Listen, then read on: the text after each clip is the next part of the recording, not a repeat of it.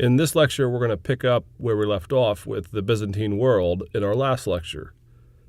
And in our last lecture, we discussed the fall of the Western Roman half of the empire. And then we picked up the story of the Byzantine world, or the Byzantine Empire, and we carried it forward until just prior to the fall of the Western Empire in 476. And in this lecture, we're going to pick up the second half of that story, looking at the Byzantine world shortly after the fall of the Western Roman Empire, and carrying it forward into about the middle of the 800s. And we begin by looking at one of the greatest Byzantine rulers ever, and that was Justinian.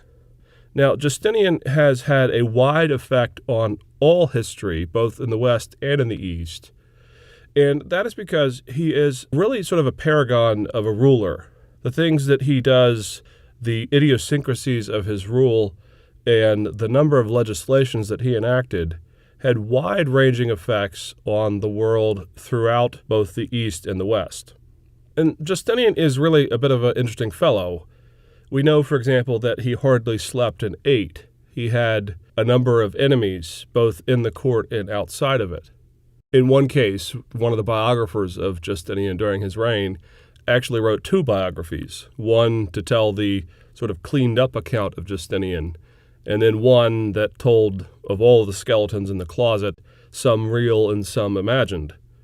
And there are lots of things that sort of tell of Justinian being a strange man. For one, he married Theodora, and Theodora was a powerful queen. In one case, she actually saves Justinian from giving up the throne during a revolt in the city of Constantinople. But Theodora was actually from a brothel. She had been a courtesan, and despite her dicey past, Justinian fell in love with her, and he decided to make her his queen. And there were all kinds of rumors and whispers about this throughout Justinian's reign and long after.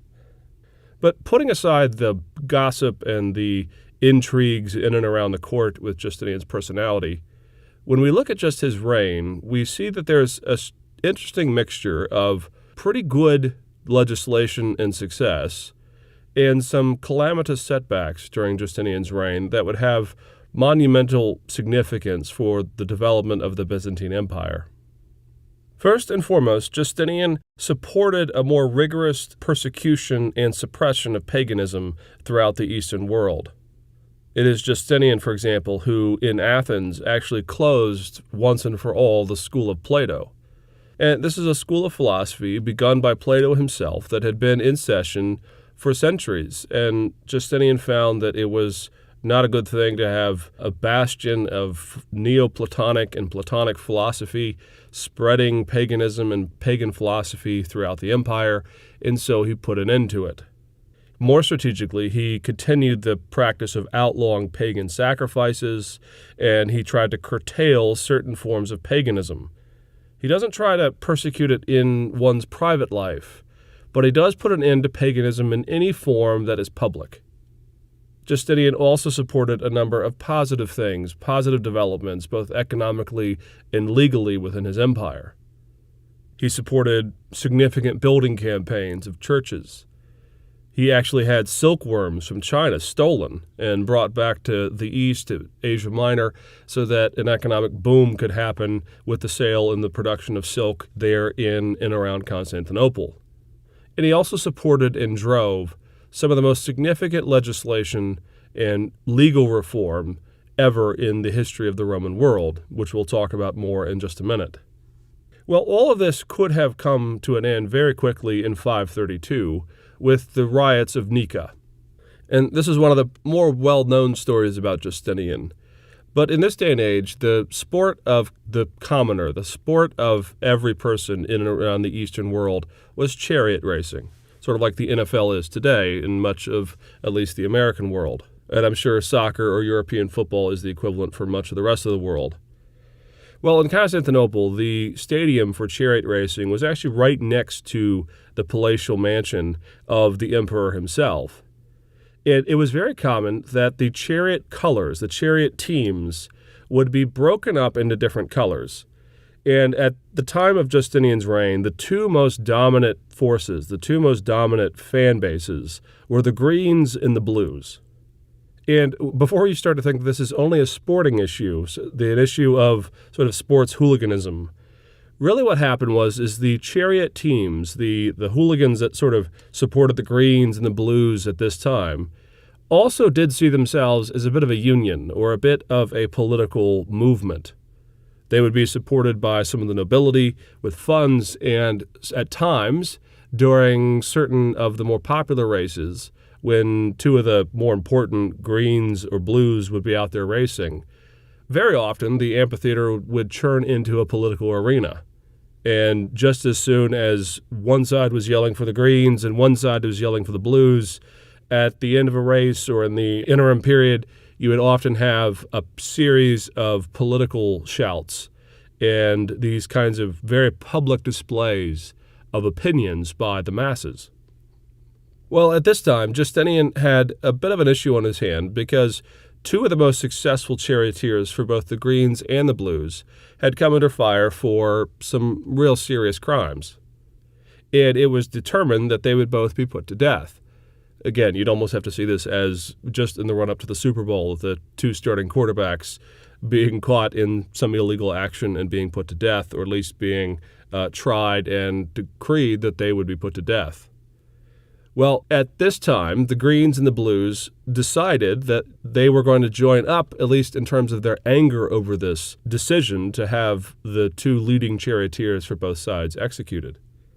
And they came to the amphitheater and they began to yell, on the one side for the Greens, on the other side for the Blues, and eventually it spilled over into a riot.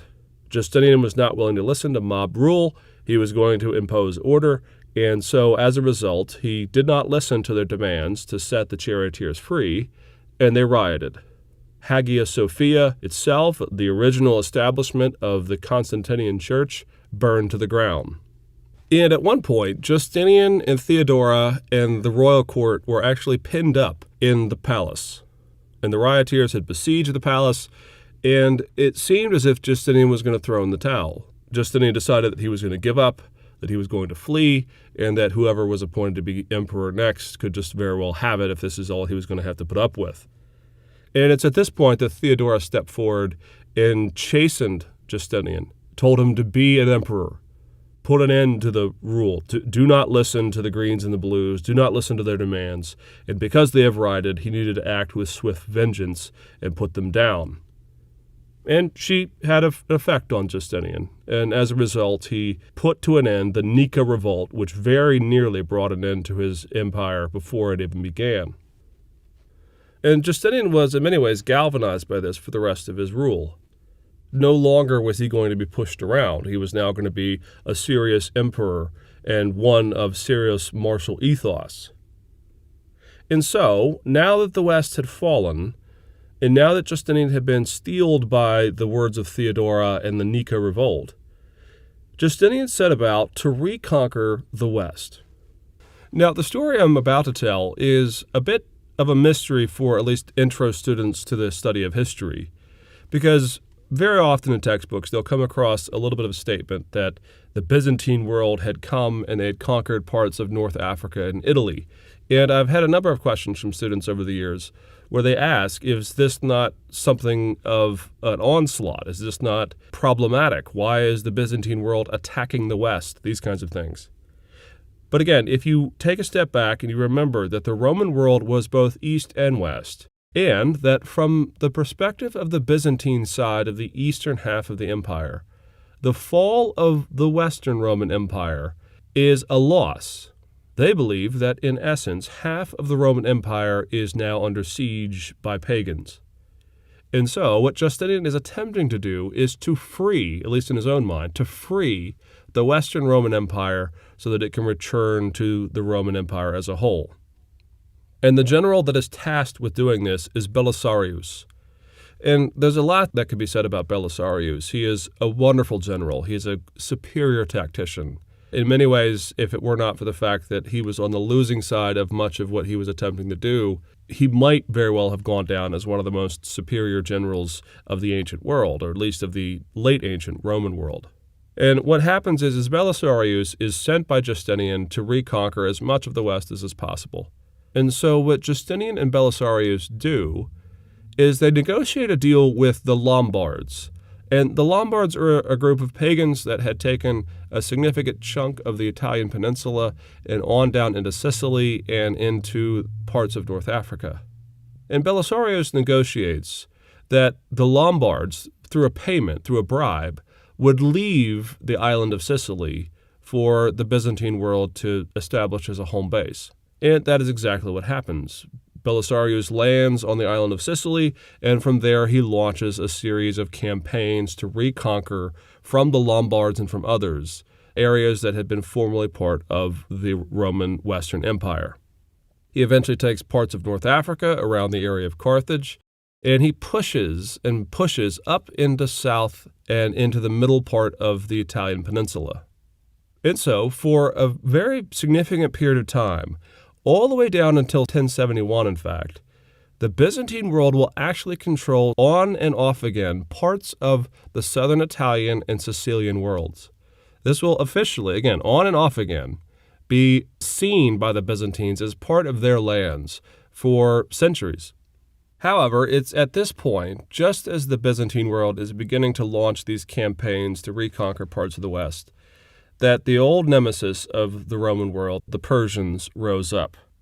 And in fact, in 540, the Persians, sensing that the Byzantines were distracted with their campaigns in the West, they mounted an army and they took significant parts of the eastern part of the Roman Empire.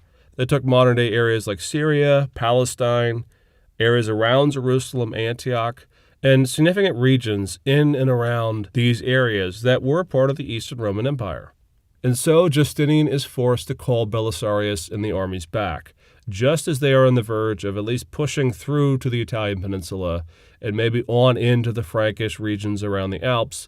The Byzantine world has to take their successes, the few that they've had, and count them as enough because they had to come back to defend themselves against the Persian armies. But another calamitous event was coming on Justinian and the Byzantine world. In 542 and 543, there came to the Byzantine world what is likely the first outbreak of the bubonic plague. Today we know this as the Justinian plagues. 1542, 1543, suddenly a plague descends upon the Byzantine world and spreads like wildfire. As much as a third of the population dies over a period of a short number of years. Now, no matter how great or how strong an empire might be, they could not suffer such a calamitous event, such a breakdown of the population as the bubonic plague brought to the Byzantine world without any significant loss in power or value or might. And so Justinian and the armies under Belisarius have always been sort of a big question mark for historians. What might have happened had the bubonic plague not come to the Justinian Byzantine world? Or what might have happened if the Persians had laid dormant while Belisarius was attempting to take back their Western Roman Empire? And these are questions we'll never know, but they are certainly ones that have a turning point for the Byzantine world, because from this point on, from the Justinian plague on, the Byzantine world will have to sort of turtle up. It'll have to hunker down. No more will it have the power or the grandeur or the might, at least not for a significant period of time, to ever really consider attempting to conquer the western half of the empire. And by the time they might have considered reconquering parts of the Western Roman Empire, there has already arisen a Western Roman Empire in the person of Charlemagne. And we'll have a lecture on the rise of Charlemagne and the renewed Western Empire a little bit later. Now, the last thing we want to say about Justinian is we want to look at the legislation and the legal reform that happened during Justinian's reign and some of the other sort of glorious things that Justinian did that have a legacy for both the east and the western half of the late Roman Empire. We've already mentioned that Justinian was a powerful advocate and a supporter of church buildings and of the development of the eastern grandeur of the churches and of the establishment of the church in the Roman Empire. And as we've already mentioned, during the Nika Revolt, the original Hagia Sophia burned to the ground. Well, in just a short period of time, Justinian had designed a brand new Hagia Sophia. And this one would outdo just about any church in the world all the way down until today. Hagia Sophia was rebuilt during Justinian's reign, and not surprisingly, it is said that during the dedication of the church, Justinian, standing in front of the new Hagia Sophia, is said to have remarked, "Solomon, I have outdone thee." And this new Hagia Sophia is the one, by and large, that is still standing today. It is a massive domed building. The dome itself is something like 165 feet off the ground. It is really an architectural wonder. Why the thing hasn't repeatedly fallen in is really a bit of a mystery. It has fallen on a few occasions. It fell very shortly in 558 during an earthquake, and much of the design of Hagia Sophia had to be reimagined. The walls had to be reinforced, and the dome had to be sort of carved out in a way that took some of the weight off of the dome itself. And a significant portion of it, again, fell 2 times later over the course of its history. And there are lots of reasons for this that go back to sort of how the concrete was mixed, how the bricks were put down for the first time. But needless to say, if you look at modern Hagia Sophia, most of what you're seeing is the Justinian church that was built. Of course, what has been added since are the minarets, the long sort of pointy towers that were added by the Islamic world after they conquered Constantinople and renamed it Istanbul. Hagia Sophia was turned then into a mosque. Today, Hagia Sophia and the mosque itself are essentially a museum for those who visit Istanbul to see this church. But churches aside, the most important thing Justinian did was he reformed the legal code. Now, Roman law was something to be marveled at. It was very impressive. However, over the course of centuries, so many laws have been added, and some to the point of even being a bit contradictory. But so many laws were added, and so many laws were not written down in a very clear and cogent way, that this led Justinian to the decision to reform the legal code. And that legal code was eventually written down in a number of books that have gone down in history as some of the most important changes to legislation to affect not just the Western world, but the Near Eastern world as well. There was the Justinian Law Code, followed up by the Digest, and the Institutes, and a number of others. And what Justinian did is he pared down all the repetitive language and all of the seemingly incoherent laws, and even some of the laws that were contradictory. And having published this, he then distributed it throughout the, at least still, Roman world of the East. And so impactful was the Justinian reform of the law that it eventually came home to roost even in the West, even despite the fact that the Western world had ceased to be part of the Roman world, at least in the united sense with East and West. And so, as many historians have claimed and noted, the Justinian law effort is really one major step in the development of the modern concept of law, of clear laws written down so that they might be applied fairly and in a simple way in all situations involving citizens of the empire. Now, moving ahead from Justinian to look at some of the later developments in the Byzantine world, one of the most important crises in the Eastern Church was the crisis over iconoclasm. Now, iconoclasm is a theological position in which the person believes that any art used for the purpose of worship is inherently sinful. More specifically, iconoclasm tends to focus on images of Christ, or in some cases, images of the Trinity as a whole. But it's really more of a general position against those who would use art for the sake of worship. And in the 8th century of the Byzantine world, there arose an iconoclastic controversy that sought to remove images and the use of art in the church entirely. And the issue really seems to have sprung up almost out of nowhere. The Byzantine emperor at the time was Leo III. Now, immediately we have to point out something here. There are 2 Leo IIIs about the same time. There is the Emperor Leo III, who rules in the early 700s, and then a little bit later there is Pope Leo III. Now, you have to get this in your mind. These are not the same guy. 2 different Leo IIIs living and ruling about the same time. One in the East is the Byzantine Emperor, and the other is Pope. Well, the Leo III we're talking about now is the Byzantine Emperor. And in 726, this Leo III decided that he was going to issue an edict pulling down all of the images of Christ, of Mary, and of the other saints that sat upon the chalk gate of the palace there in Constantinople. And this action sparked the iconoclastic controversy, the first of two in the Byzantine world. Leo argued that these images were an assault on Christ's dignity, that they were theologically invalid, and that therefore being sinful, that they exposed the Byzantine world to the jeopardy of the censure of God. And historians have looked behind this, and they've attempted to find the origins of this debate. And really they're elusive. We're not quite sure what provoked Leo to do this. There were not a lot of rumblings to this effect for some time before. The most we can say is that after the rule of Justinian, and in particular going back a little bit further into the reign of Constantine, there had arisen almost a proliferation of the use of images in worship. The little we do know about the use of art in the first several centuries of the church shows that the church was okay with art in general. We see lots of art on the catacombs and in the sarcophagi for the earliest centuries of the church. We don't see a lot of representations of Christ, however. Usually Christ is depicted through some sort of symbol, something like the ichthus or some other type of symbol in general. We do, however, have occasions where we do see Christ depicted in art.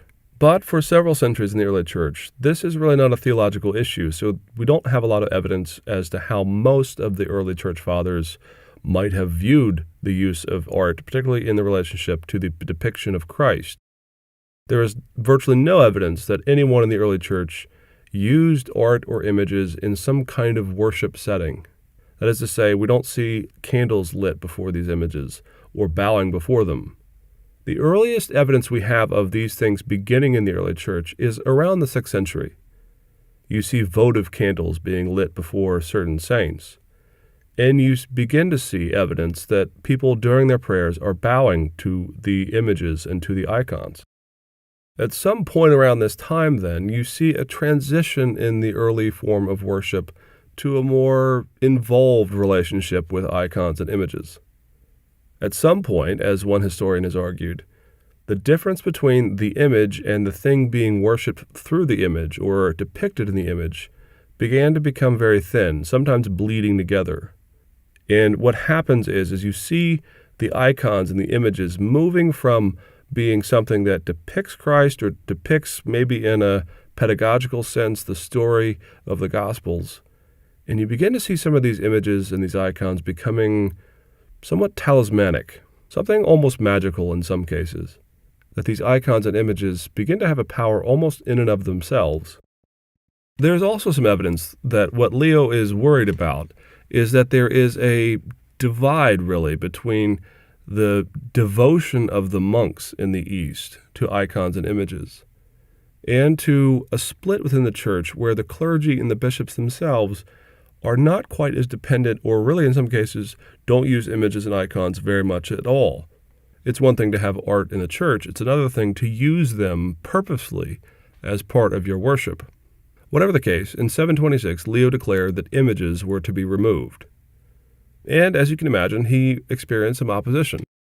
One of the main theological oppositions that was mounted against this was by a monk by the name of St. John of Damascus. And St. John of Damascus argued pretty forcefully that the denial and the destruction of icons and images on theological grounds was tantamount to denying Christ's incarnation itself. And so St. John of Damascus gives us one of the enduring arguments for the use of icons and images in the church, both in the East and in the West. This occurs pretty often, this idea that because Christ himself, being divine, became incarnate and took on human flesh, therefore an icon is kind of governed by similar rules. That is to say, even though you're depicting Christ's human nature, that because Christ is incarnate, you are not breaking the second commandment. Now, there were theological responses to this as well, but we don't have to go into all of those at this time. What is important to note is that iconoclasm ravaged the early Byzantine church as a result of Leo III's actions. And though Leo himself was quite moderate with the monks, his successors began to attack the monasteries and those who were dependent and who incorporated icons and images into their worship aggressively. Constantine V and his successor Constantine VI were both pretty vehement about their attack on the monasteries. And all of the swirling confusion in the debate that went on during this eventually gave rise to the seventh and the final ecumenical council in 787, often referred to as Nicaea II, because it occurred in Nicaea. And the Seventh Ecumenical Council is not as widely studied as the others, but you might say that the Seventh Ecumenical Council was an application of the Christology of the earlier churches to this issue. Now, a lot of Protestants later will take issue with the decision of the Seventh Ecumenical Council, but nonetheless, the Seventh Ecumenical Council, Nicaea II, issues the definitive differentiation between how an image is to be used for prayer or worship and how it is not to be used for prayer and worship. And the argument that they use essentially rests on two main points. On the first hand, Nicaea II argues that iconoclasm, harsh iconoclasm, is Jewish or Manichaean. Now, there are some issues here, of course. To equate Judaism and Manichaeanism is a bit of a strange mix. And there is lurking here some general anti-Semitism. This idea that to apply the Ten Commandments in a specific way to the use of icons and images as being somehow Jewish is a bit of a weak argument. Nonetheless, this is what they do. They say that to deny images and icons is to rely too much on non-Christian sources, which, again, they're pointing there to the Manichaeans. Nicaea II then makes an argument in which they say that to venerate an image or an icon is not the same as worshiping it. And so they make the argument that one can give honor, that one can use an image or an icon to perform a certain element of worship, that the icon or image somehow draws the person in, the believer in, to the worship of the one true God, though it itself is not being worshipped.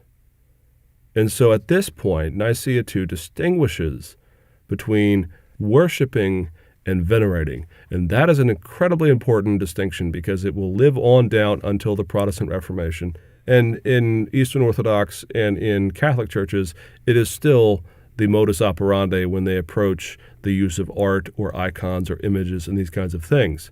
And that is, they argue that they are not worshiping these things when they bow to them or kiss them, that they are simply performing the proper veneration owed to these things, and that worship alone is reserved, therefore, for God. And iconoclasm will have a number of important effects. In the first place, iconoclasm does get stamped out in the East.